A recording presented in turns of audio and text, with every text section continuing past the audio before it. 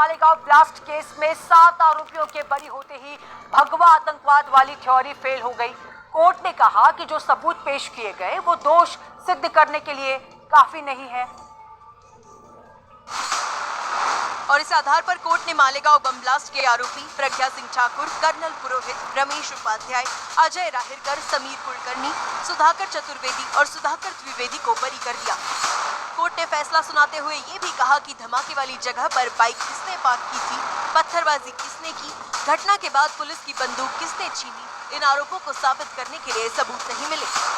Court ने तत्कालीन जांच टीम पर सवाल उठाते हुए कहा कि घटनास्थल का पंचनामा सही तरीके से नहीं किया गया, फॉरेंसिक रिपोर्ट भी सही नहीं थी। ऐसे में कुछ भी निष्कर्ष नहीं निकाला जा सकता। बाइक और साध्वी प्रज्ञा के कनेक्शन पर कोर्ट ने कहा कि साध्वी प्रज्ञा ही बाइक की मालिक थी। पाकिस्तान को एक भी देश कंडेम नहीं करता है। अभियोजन पक्ष साध्वी के खिलाफ आरोप साबित करने में नाकाम रहा। कोर्ट ने कहा कि इस मामले में यूएपीए लागू नहीं किया जा सकता क्योंकि आरोप बिना सोचे समझे टोटल कंफ्यूजन है।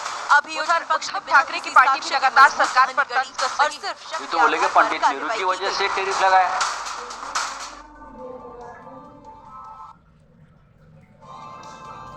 और यूपी के बाद अब आपको पहाड़ों में हो रहे भूस्खलन के बारे में बताते हैं। हर दिन हो रही बारिश ने इन दिनों पहाड़ों को काफी कमजोर कर दिया है। अब वही कमजोर पहाड़ एक एक कर गिरते जा रहे हैं। ऐसा ही एक पहाड़ का हिस्सा सिक्किम में गिरा। ये इस सीजन के सबसे खतरनाक लैंडस्लाइड्स में से एक था।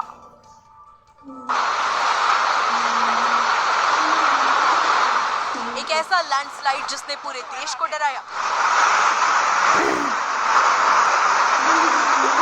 नॉर्थ सिक्किम में हुई इस लैंडस्लाइड के दौरान कुदरत की दहाड़ सुनाई दी। हजारों टन पत्थर के नीचे आने के बाद का मंजर लोगों को डरा रहा था। किस्मत से इस लैंडस्लाइड से किसी का कोई नुकसान नहीं हुआ। रास्ते भी चलते रहे, किसी की जान भी नहीं गई। लेकिन पहाड़ों का युद्ध रखना बता रहा है कि अभी ऊंचे इलाकों में कुदरत का खतरा बाकी है। बल्कि जिन गाड़ियों में टक्कर हुई उनका भी बहुत ज्यादा नुकसान हुआ है। एक का नाम लैंडस्लाइड के बाद पहाड़ के रास्ते में पत्थर आया। वो हिमाचल चंबा में बाइक चला रहा एक व्यक्ति बाहुबली बन गया। उसने रास्ता इंतजार नहीं किया बल्कि अपनी बाइक को कंधे पर ही उठाकर उस मुश्किल को